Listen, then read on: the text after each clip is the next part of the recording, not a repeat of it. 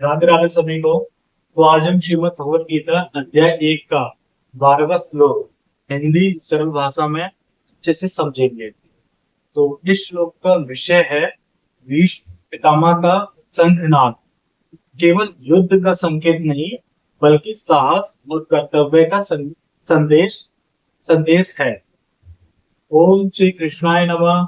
नमस्कार दोस्तों, आप सभी का हमारे गीता ज्ञान के परिवार में हार्दिक स्वागत है। तो आज हम श्रीमद् भगवत गीता के प्रथम अध्याय के 12वें श्लोक का गहन अध्ययन करेंगे। तो पहली दृष्टि में हम ये श्लोक केवल इतना बताता है कि भीष्म पितामह ने अपना शंख बजाया, लेकिन जब हम इसके भीतर छिपे संदेश को समझते हैं तो पता चलता है कि ये श्लोक नेतृत्व, आत्मविश्वास, कर्तव्य और मानसिक शक्ति का अद्भुत पाठ पढ़ाता है। यदि आप गीता का केवल धार्मिक ग्रंथ नहीं बल्कि जीवन जीने की कला मानते हैं तो ये वीडियो आपके लिए है, इसलिए अंत तक अवश्य बने रहें। और श्लोक इस प्रकार से है। तस्य संजन्य हर्ष व्रत पितामह सिंहनादम विनद्योश्च शंख नद्यो प्रतापवान।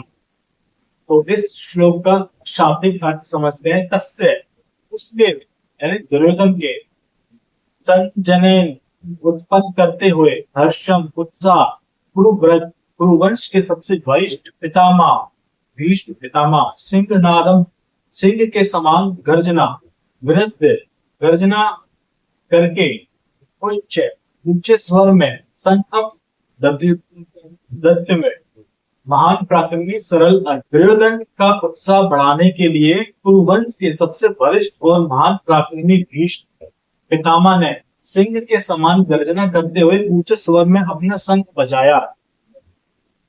और गाइस इसकी पृष्ठभूमि का दृश्य समझते हैं। कल्पना कीजिए कुरुक्षेत्र का विशाल मैदान, दोनों ओर लाखों योद्धा खड़े हैं। हाथियों की चिंगाड़, घोड़ों की टापें, रथों की आवाज, धूल से भरा आकाश और पूरे वातावरण में तनाव। हर व्यक्ति जानता है कि कुछ ही क्षणों में इतिहास का सबसे बड़ा युद्ध प्रारंभ होने वाला है। इसी बीच दुर्योधन अपने गुरु द्रोणाचार्य के पास जाकर अपनी सेना की शक्ति का वर्णन करता है। वह आत्मविश्वास दिखाने की कोशिश करता है, लेकिन उसके शब्दों में चिंता साफ दिखाई देती है। भीष्म पितामह इस चिंता को समझ लेते हैं और बिना एक भी शब्द बोले वे अपना विशाल शंख उठाते हैं, सिंह के समान गर्जना करते हैं और पूरे कुरुक्षेत्र में उनका शंख गूंज उठता है। इस ध्वनि ने केवल हवा को नहीं बल्कि हजारों सैनिकों के मन को भी हिला दिया। भीष्म ने शंख क्यों बजाया? ये प्रश्न बहुत महत्वपूर्ण है। क्या केवल युद्ध आरंभ करने के लिए? नहीं।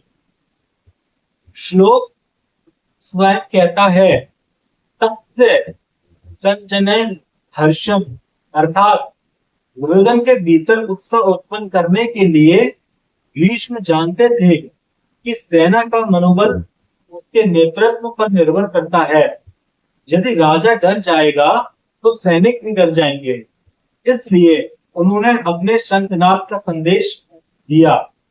डरो मत, मैं अभी भी तुम्हारे साथ हूं। क्या भीष्म अधर्म का साथ दे रहे थे? ये प्रश्न अक्सर लोगों के मन में आता है। यदि भीष्म धर्मात्मा थे तो वे दुर्योधन की ओर से क्यों लड़े? उत्तर महाभारत के इतिहास में छिपा है। भीष्म ने अपने पिता राजा शांतनु को वचन दिया था कि वे हस्तिनापुर के सिंहासन की रक्षा करेंगे। उन्होंने आजीवन उस प्रतिज्ञा का पालन किया। वे दुर्योधन के अन्याय से सहमत नहीं थे, लेकिन अपने वचन से पीछे भी नहीं हट सकते थे। यही कारण है कि उनका जीवन हमें सिखाता है कि केवल प्रतिज्ञा ही नहीं बल्कि धर्म की सूक्ष्म समझ भी आवश्यक है। शंख का आध्यात्मिक महत्व। भारतीय संस्कृति में शंख केवल एक वाद्य यंत्र नहीं है, शंख ध्वनि को भी शुभ माना जाता है। कहा जाता है कि शंख की ध्वनि वातावरण को सकारात्मक बनाती है और मन को एकाग्र करती है। मंदिरों में आरती के समय शंख बजाने की परंपरा भी इसी कारण है। गीता में शंख केवल युद्ध का संकेत नहीं है, ये चेतना का जागरण का प्रतीक है। जब मन सोया रहता है तब व्यक्ति भ्रम में जीता है, लेकिन जब भीतर जागरण होता है तब जीवन बदलने लगता है। सिंहनाद, सिंहनाद का प्रतीक। श्लोक में सिंहनाद शब्द का विशेष महत्व है। सिंह कभी डरकर नहीं चलता, वह आत्मविश्वास का प्रतीक है। भीष्म का सिंहनाद हमें सिखाता है कि कठिन परिस्थितियों में घबराना नहीं चाहिए।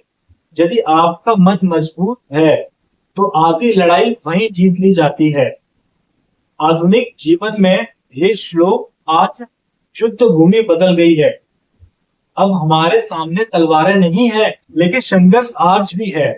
किसी के सामने नौकरी का संकट है, किसी के सामने आर्थिक कठिनाई है, किसी के सामने स्वास्थ्य की चुनौती है, तो किसी के सामने पारिवारिक तनाव है।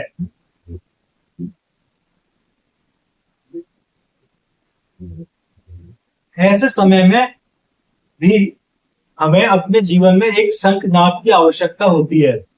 वह शंखनाद क्या हो सकता है? एक प्रेरणादायक विचार, एक गुरु का मार्गदर्शन, एक अच्छी पुस्तक, या फिर अपने भीतर की सकारात्मक आवाज। नेतृत्व की सबसे बड़ी पहचान, दुनिया में दो प्रकार के नेता होते हैं। पहला जो होता है वो इस प्रकार से है, जो संकट देखकर स्वयं घबरा जाता है, और दूसरा इस प्रकार से है, जो संकट में भी दूसरों का साहस बढ़ाता है। भीष्म दूसरे प्रकार के नेता थे। उन्होंने भाषण नहीं दिया, उन्होंने केवल अपना कर्म किया।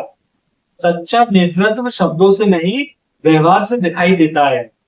परिवार में भीष्म का संदेश, यदि घर का मुखिया हर समय चिंता करता रहेगा तो पूरा परिवार तनाव में रहेगा, लेकिन यदि वही व्यक्ति कठिन समय में धैर्य रखे तो परिवार को शक्ति मिलती है। यही संदेश इस श्लोक में छिपा है। विद्यार्थियों के लिए शिक्षा, मान लीजिए परीक्षा निकट है।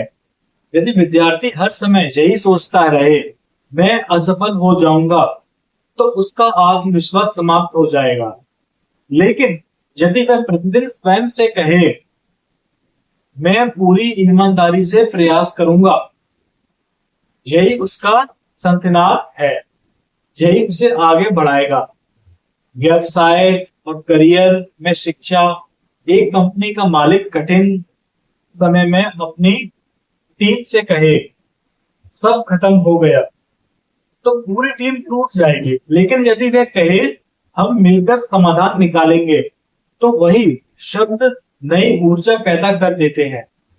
भीष्म का शंखनाद इसी सकारात्मक नेतृत्व का प्रतीक है। गीता का गहरा संदेश ध्यान दीजिए। दुर्योधन का उत्सव बाहर से आ रहा था। उसे भीष्म के शंख की आवश्यकता थी, लेकिन आगे चलकर अर्जुन का साहस भीतर से आएगा, और वह साहस श्री कृष्ण के ज्ञान से उत्पन्न होगा। यही गीता का अंतर है। बाहरी आवाज कुछ समय के लिए प्रेरित करती है, लेकिन आत्मज्ञान जीवन भर शक्ति देता है। और हमारे जीवन का शंखनाद हर सुबह स्वयं से 3 बातें कहें। मैं सत्य के मार्ग पर चलूंगा, मैं कठिनाई से नहीं डरूंगा, मैं अपना कर्तव्य पूरी ईमानदारी से निभाऊंगा। यदि आप प्रतिदिन ऐसा करेंगे तो यही आपका आंतरिक शंखनाद होगा। तो गाइस, इसका निष्कर्ष निकलता है, गीता का प्रथम अध्याय 12वां श्लोक केवल भीष्म पितामह के शंख बजाने का वर्णन नहीं है। ये हमें सिखाता है कि एक महान व्यक्ति अपनी उपस्थिति, अपने साहस और अपने कर्तव्य पालक से हजारों लोगों को प्रेरित कर सकता है। जीवन में परिस्थितियां कैसी भी हो, यदि मन स्थिर है तो कर्तव्य स्पष्ट है और आत्मविश्वास जीवित है, तो हम किसी भी चुनौती का सामना कर सकते हैं। इसलिए आज से संकल्प लें कि जब भी जीवन में कठिन समय आए, हम भय की नहीं, साहस की आवाज सुनेंगे। हम निराशा का नहीं, आत्मविश्वास का शंखनाद करेंगे। इसी संदेश के साथ आज की चर्चा यही समाप्त होती है। यदि आपको ये वीडियो ज्ञानवर्धक लगा हो तो इसे लाइक करें, शेयर करें और चैनल को सब्सक्राइब करें। कमेंट में अवश्य लिखें।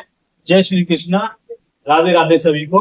और अगले वीडियो में हम श्रीमद् भगवत गीता अध्याय 1 के 13वें श्लोक का विस्तृत अध्ययन करेंगे। धन्यवाद।